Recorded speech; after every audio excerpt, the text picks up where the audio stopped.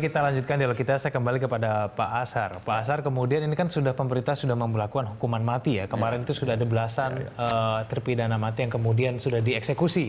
Dan kemudian ribut-ributnya banyak. Ini kalau menurut Anda nggak cukup kan untuk kemudian membuat narkoba ini turun paling tidak angkanya dibandingkan dengan disebutkan 13,6% itu Butir? Ya begini, saya setuju Pak Budi Waseso ya, mengatakan bahwa 50% pengendalian peredaran gelap narkoba di luar itu dikendalikan dari dalam lapas. Ya. Siapa yang mengendalikan? Ini adalah orang-orang ini yang sudah napi-napi, yang seharusnya sudah habis sebetulnya. Ya, mereka ini sudah inkrah. Sudah dieksekusi. Sudah inkrah. Okay. Ya, tapi mereka tidak diinkrah. Tidak dieksekusi. Artinya mereka mencari sekarang, membeli fasilitas supaya bisa bertahan hidup, ya, dan bisa mengendalikan pengendalian peredaran dan membuat ini ada trik ini, membuat tindak pidana baru, nah, sehingga eksekusinya bisa ditunda lagi kan. Nah, kalau katakan tadi 50% pengendalian dari dalam lapas, yang melakukan pengendalian itu adalah orang-orang yang tadi, orang-orang yang sudah dieksekusi mati. Nah, harusnya orang-orang ini sudah segera diselesaikan. Ini kenapa nggak dieksekusi segera mati? Kalau menurut Anda lebih karena pemerintah nggak serius atau memang? Saya nggak mau ngomong gitu ya, tapi pada beberapa saat yang lalu ada kalimat-kalimat yang katakan, wah kita masih mendahulukan masalah ekonomi dan sebagainya. Saya kira nggak ada hubungan, ya tidak ada hubungan masalah ekonomi negara ini dengan pelaksanaan eksekusi ya, karena kita kan Presiden sendiri katakan Trisakti ya. Trisakti itu kan kemandirian ekonomi, kemandirian politik, dan sebagainya. Hukum itu kan tidak boleh diganggu oleh negara lain. Jadi ini salah satu faktor bahwa bukan rahasia lagi seluruh lapas ini, seluruh lapas ya, itu tidak steril. Ya, nah ini kalau tidak steril ini kan berarti mungkin ada peranan juga dari aparat di dalam. Ya. Nah ini kemudian bagaimana baik BNN maupun dari pihak-pihak di luar itu bisa masuk ke dalam situ, gimana caranya Pak? Oh, itu kan bukan rahasia lagi. Ya. Saya tidak mau mengecilkan peranan dari lapas. Ya.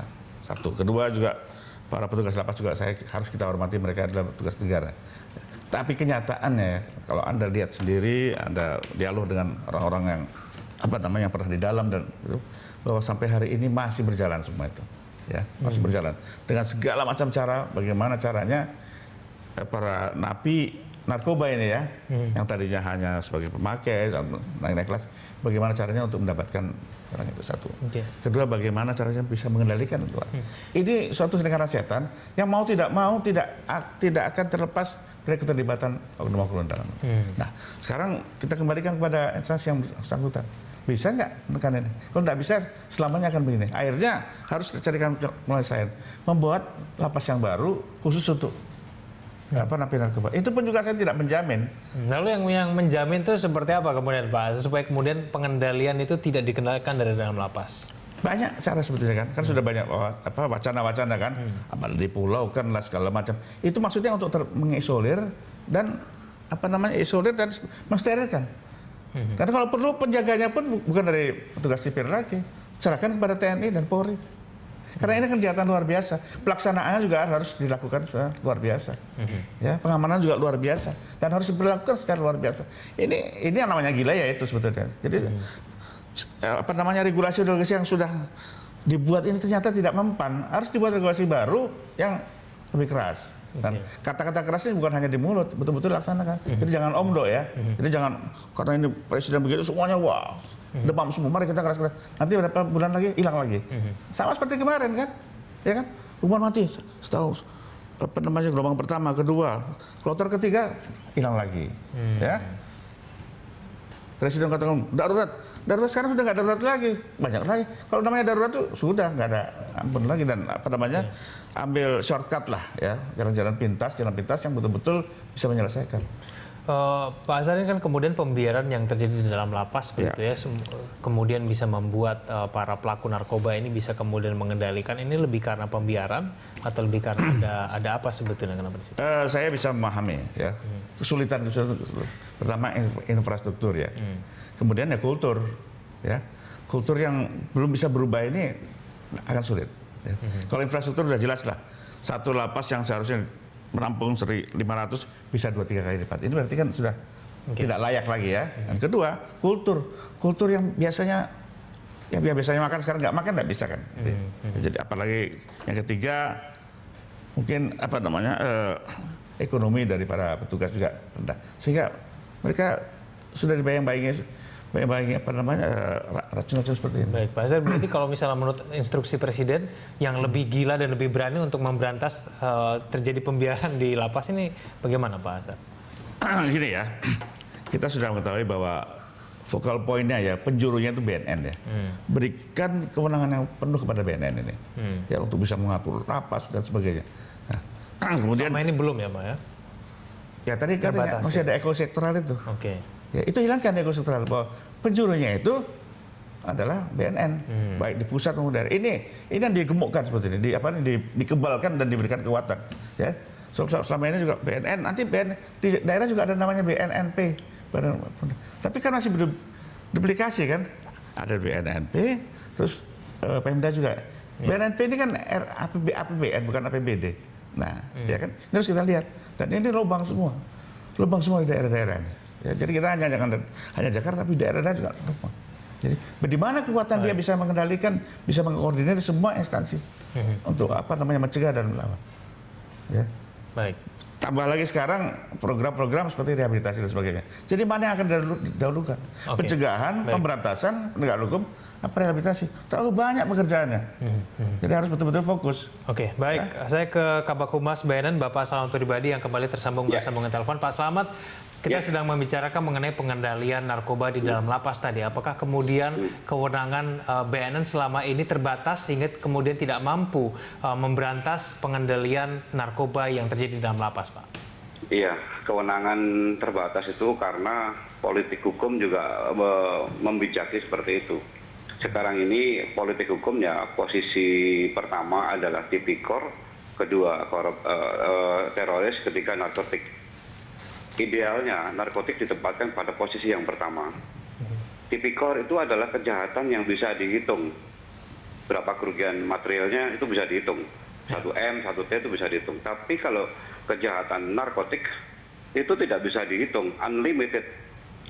Bahkan lebih besar dari terorisme dan korupsi. Jadi idealnya memang seperti itu. Kemudian secara implementatif, Pak Budi Waseso lebih mengedepankan pencegahan, tetapi juga diimbangkan dengan pemberantasan dan rehabilitasi. Jadi sekarang ini kegiatan-kegiatan pencegahan sangat masif sekarang, pemberantasan juga mengikuti masif, kemudian pemberantasan juga mengikuti kedua-duanya, itu Mas. Tapi kemudian ini peningkatan baik dari pengguna narkoba, ini kan kemudian disebutkan oleh Pak Buas 13,6% ini meningkatnya. Ya, ini kan peningkatan itu karena diimbangi dengan jumlah penduduk. Jadi kita itu menghitungnya harus linear dengan jumlah penduduk. Kalau tidak salah itu peningkatannya sekitar 2% dari 4,2 juta. Hasil risetnya untuk 2015, tapi belum dipublish ya, hasil riset 2015. Sementara itu yang kesimpulan sementaranya adalah naik sekitar 2%-an terhadap angka prevalensi. Itu Mas. Baik, Pak Selamat, tadi Pak Azhar menyampaikan kemudian mungkin sebaiknya ini BNN kewenangannya diperkuat gitu untuk kemudian penanganan terhadap narkoba ini lebih besar gitu. Lalu kemudian pertanyaan saya kepada Pak Selamat, ini kewenangan seperti apa, diperkuat seperti apa supaya kemudian BNN ini bisa betul-betul lebih gila dan lebih berani, Pak? Iya. Contoh misalnya kewenangan penyadapan. Penyadapan selama ini kan harus melalui izin dari ketua pengadilan dan sebagainya. Kalau kita izin, tentu harus ada kerawanan untuk bocor. KPK selama ini tidak perlu izin, tapi BNN harus mendapatkan izin. Harusnya ada privilege, harus ada keutamaan soal ini. Kemudian beberapa hal misalnya soal definisi di undang-undang soal penggunaan, penyalahgunaan itu, penggunaan belum ada definisi yang pasti di dalam undang-undang itu. Kemudian yang lain adalah peran masyarakat itu juga belum diberikan privilege kepada sebagai partisipan untuk mengawasi aparat. Artinya tidak harus operasional, tapi mungkin dari sisi Dari sisi mekanisme saja yang harus itu. Kemudian metode perlindungan pelapor, perlindungan masyarakat sebagai perlindungan saksi dan korban itu sampai sekarang belum berjalan sebagaimana mestinya itu. Kemudian yang lain adalah soal bagaimana hasil penyitaan dari kasus-kasus narkotik di dalam undang-undang itu ada reward kepada penegak hukum mulai dari penyelidik, penyidik sampai masyarakat pun dapat kemudian penuntut dan hakim itu harusnya mendapatkan reward. Tapi sampai sekarang belum ada prioritas untuk itu Mas. Ya, money laundering. Baik, Pak Azhar. Ya, betul sekali tadi Pak Slamet tadi. Jadi sampai kepada pencucian uang itu. Jadi harus disita itu. Oke. Ya. Ya, pencucian uang termasuk itu. Itu termasuk. Jadi banyak sekali hal seperti ini yang sebetulnya harus diberikan kepada BNN. Oke, baik. Ya, jadi Pak Slamet, lalu kemudian ini kan narkoba sudah masuk dalam extraordinary crime begitu ya. Apakah kemudian ada niatan dari BNN untuk kemudian merubah regulasi ataupun merevisi undang-undang yang ada supaya kemudian BNN ini semakin diperkuat, semakin maksimal begitu? Ada tidak niatan itu, Pak? Ya, pencucian uang itu sekarang ini bagian dari hukum acara pidana dalam kasus narkotik. Namun ini belum dipahami sepenuhnya oleh penyidik seluruh Indonesia, masih di kota-kota besar yang memahami soal tindak pidana pencucian uang di dalam kasus narkotik. Padahal pencucian uang ini harus dilakukan, wajib, jumlah kecil maupun besar harus dijadikan bagian dari penyidikan. Karena apa? Dari bisnis haram itu mendapatkan hasil yang haram, itu harus disita untuk negara. Pak Azhar udah betul itu. Saya sependapat dengan beliau. Tentu harus ada hak harus ada privilege di dalam soal pencucian uang ini. Itu, Mas. Oke, baik. Pak Slamet, ini terakhir kemudian apa harapan Anda kemudian terhadap pemerintah ini kemudian supaya membuat BNN semakin maksimal ke depannya supaya kemudian undang-undangnya bisa diperkuat? Mungkin Anda yang bisa disampaikan, Pak Slamet. Iya. Presiden sudah menyampaikan dengan tegas soal darurat narkoba, kemudian yang kedua adalah operasional yang lebih gila di dalam masalah narkotika ini. Aparat tidak boleh diam dengan perintah ini, dengan motivasi dari Presiden ini, harus bertindak secara lebih masif dan lebih masif. Karena ini adalah kejahatan luar biasa, maka cara mengelolanya juga harus luar biasa, tidak boleh biasa-biasa saja. Masyarakat juga demikian, harus bekerja lebih luar biasa bersama-sama dengan aparat. Sinergi itu, Mas. Pak Slamet pribadi, terima kasih telah bergabung bersama kami melalui sambungan telepon. Selamat pagi, Pak. Iya, Mas Dwi, terima kasih. Pak, pemusnahan di Kota Tua, Pak. Ya, nanti siang. Pagi dia. Oke, Pak, jam 9, Pak. Ya, saya bergabung ke sana. Oke, baik. Terima kasih, Pak Slamet. Dan pemirsa, kami akan lanjutkan dialog kita masih bersama dengan Pak Azhar. Di segmen selanjutnya kami akan segera kembali.